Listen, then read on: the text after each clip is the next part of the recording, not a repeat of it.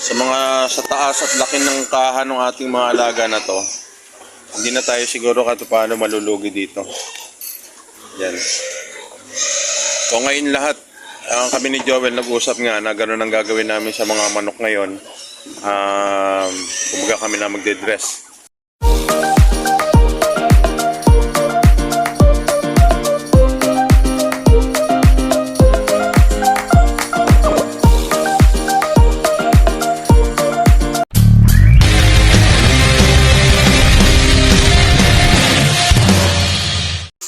So ayun mga kabrad, nandito tayo ngayon sa isang project na ginagawaan natin sa Kisame.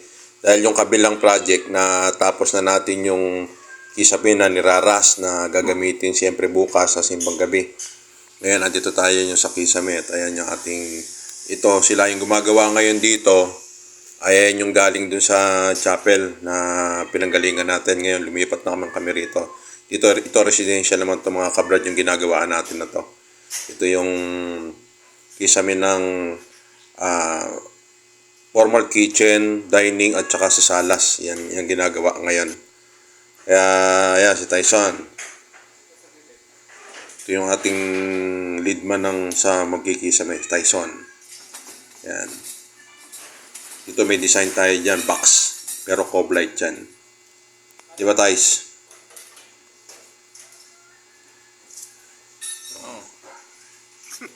Yan. Hop. Ito mga kabrad na bali tatlong set na installer to ng mga Kisame mga kabrad. Tapos mamaya pag 5 PM diretso na tayo sa ating mini farm. Isang napakagandang hapong muli sa ating lahat. At ngayon kagagaling lang natin doon galing sa trabaho na i-update nun sa ating Kisame sa isang ginagawa. At yun namang isa nating ginagawa doon sa chapel. Walang Diyos, natapos na rin. So ito nga mga kabrad yung Kisame tinapos natin ito. Ito yung sa chapel. At bukas kasi hinahabol yun sa simbang gabi. Kaya tinapos natin yan. So ngayon nandito naman tayo sa ating mini farm mga kabrad. Nabutan natin si Joel, nagpapakain ng ating mga alaga. Ayan. Ito yung mga bibi natin mga kabrad. Oh. Malaki na. Ang bentahin na to mga kabrad. Ayan yung ating mga bibi ngayon. Update sa bibi natin.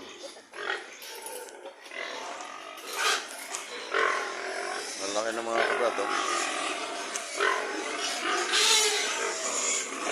Iba naman nandito.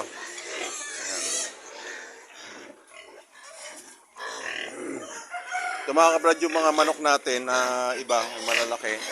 Ang gagawin natin dyan sa ito ngang magbagong taon. Pa-order natin yan, karne. Yaano natin sila per kilo. Kasi kung bebenta natin to ng buhay, ang kalimitan ng bumibili dito ay yan, binabarat dahil siyempre mga ahente yung iba naman buy and sale, binibili lang tapos binibenta rin nila kaya kumbaga piga yung presyo, mas mababa.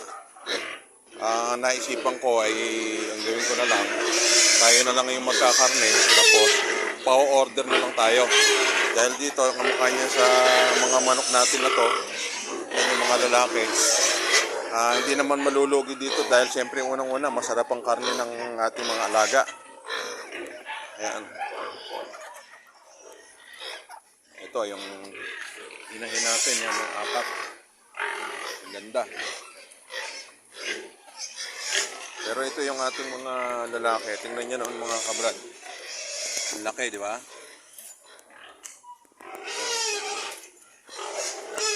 Yan tumitimbang mga kabrad yan sa mga 2 kilot kalahati.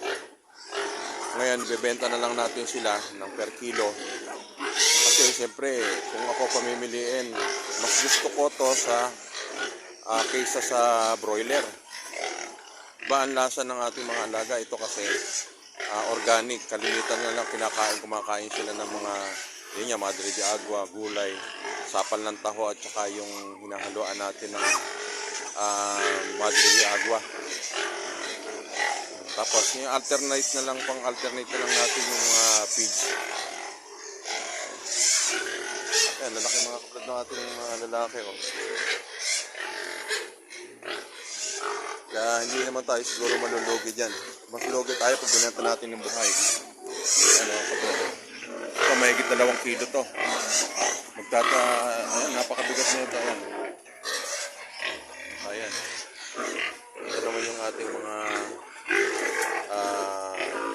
inahin. Ayan. Ito pa, ayan. Ba't ito yung inahin?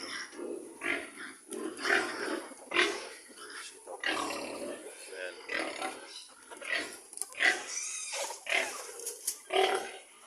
Bulog na naman. Dito malalaki na mga kabrad yung ating mga alaga rito, yung mga alagang manok. Kaya ito, ang gagawin natin, halip na ibebenta natin sila ng buhay, kakarnihin natin mga kabrad at yun ang ibebenta natin. Tayo na rin magdi-dispose ng karne pa o order. Ano, kung merong order, order na 5 kilo o di 5 kilo lang, pang 5 kilo kakatayin natin. So ito naman mga kabrad, yung ginagamit nating pang-awat dun sa ating mga biik. Ayan, Yardi Wind. Ito, Pigrolac mga kabrad yan. Ayan. Napakaganda, magandang klase.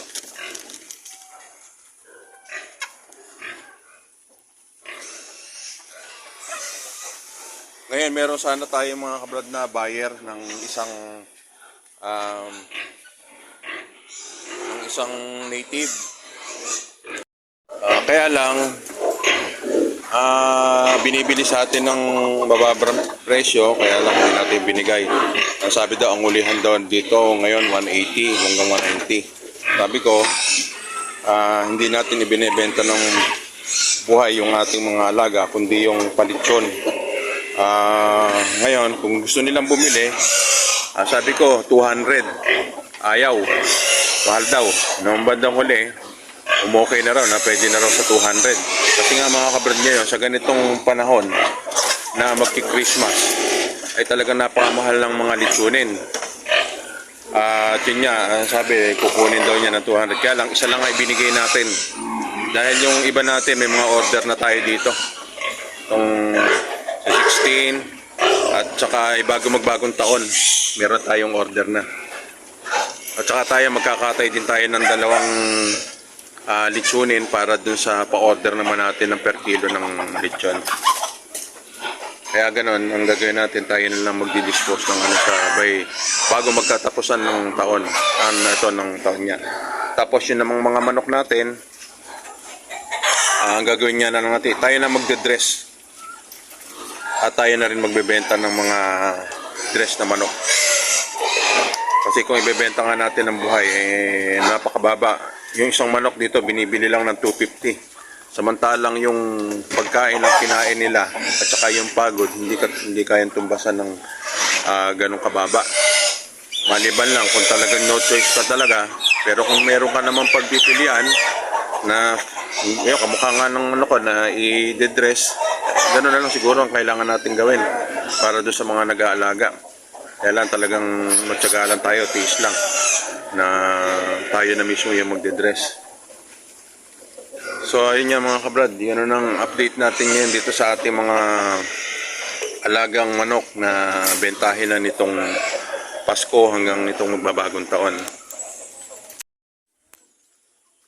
Kasi sigurado naman tayo na ang karne ng ating mga alaga ay siguradong maganda.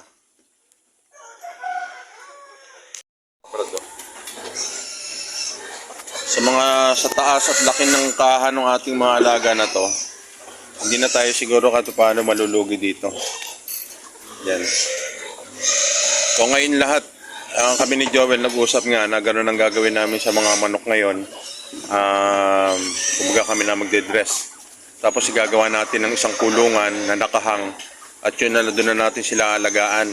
Kumbaga magsashapo na lang tayo ng mga feed sa mga pagkain nila na pwede tayong makatipid. Yun nga, kamukha ng Madre de Agua tsaka yung sapal ng taho na imimix natin. yun na lang ipapakain natin doon na parang gagawin natin silang parang broiler ang pag-aalaga. Ngayon, kukumputin natin kung lugi ba tayo sa ganong pamamaraan o paano. Ganun ang gagawin natin diskarte mga kabrad. Pero ang gagawin natin mga materialis niya mga kabrad, yan kamukha nito. Yan, tingnan nyo. Magagandang klase mga kabrad to ngayon. Kasi mas lumaki pa yung ating mga alagang manok kung ikukumpara nung nakaraang taon. Nung mga nakaraang taon kasi parang kumbaga mas lamang yung ano ng native eh. Kaya medyo maliliit. Ngayon mas maganda yung mga ano natin, yung mga inahin. Ganon din sa mga bibi natin mga kabrad, pwede na tayo mag-dispose niyan. Dahil nalalapit na tayo yung lumipat doon sa kabila.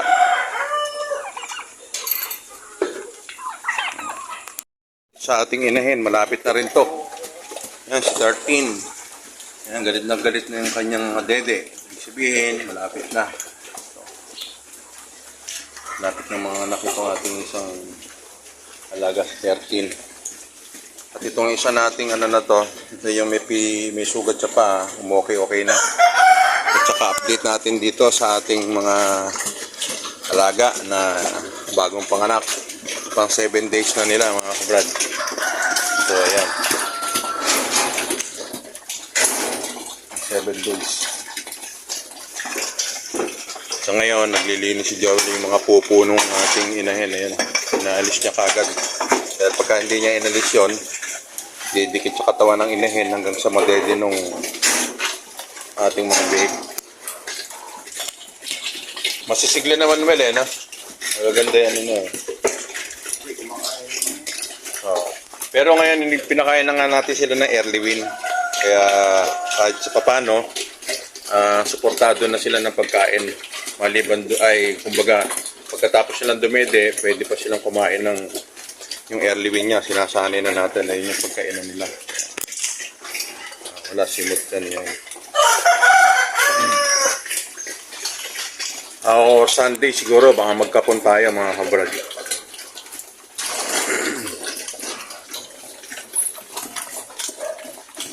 Magandang ano ngayon panahon dahil ngayon maambon-ambon man pero hindi kamukha ng mga nakaraan talaga na ulan ng ulan. Kaya magkakasakit yung ating mga inahin, mga biik. So ngayon kahit paano, ayan, masisigla, malulusog yung ating mga alaga. Pang 6 days, pang 7 days na ito mga kabrad. At ang susunod nating antayin, ito ang si number 13. Next week siguro, posible mga anak to. Dahil yung baby niya talagang galit na mga kabrad yan.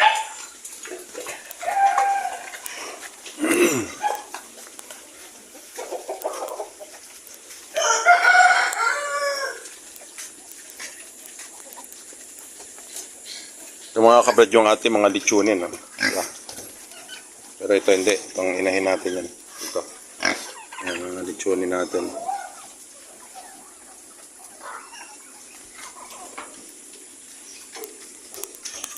So yung dalawa natin dito, yung apat, okay naman.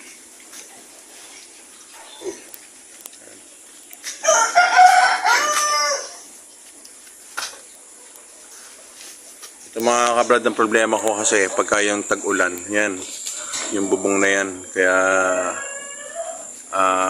yung mga iba nating mga alagang biik ng mga nakaraan, nagkakasakit hanggang sa namamatay dahil yung ulan. Pero ngayon, maganda-ganda na ng panahon. Tsaka masisigla yung ating mga alaga. Ang dalawa naman natin dito. Yan. Okay na pa mga pan-January, February. Itong dalawang to.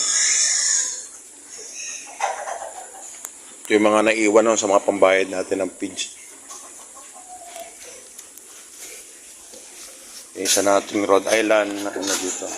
Yan ito mga kabrad yan. Kaya malalaki na yung mga alaga natin. Lumalaki na yung mga inahin. Mas malaki pa yung ating rooster. Yan. At dito meron tayo ding nakakulong dito.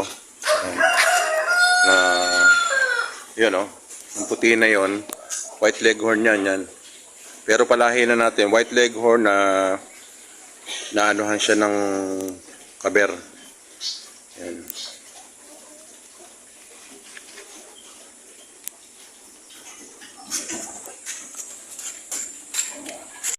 Ayan mga kabrad, muli maraming salamat muli. At ngayon everyday na tayong nag-update sa ating mga alaga. Yun naman sa atin naman kumbaga, for inspiration lang sa mga kamukha ko na construction worker.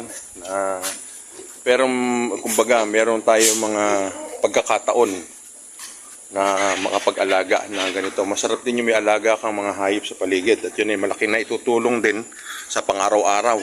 Yung mga itlog, karne ng ating mga alaga. Kaya malaking bagay. Kailangan lang natin mga kabrad, sipag at tiyaga at meron tayong katuwang. Ayan. Kaya muli, maraming salamat mga kabrad. God bless po sa atin lahat.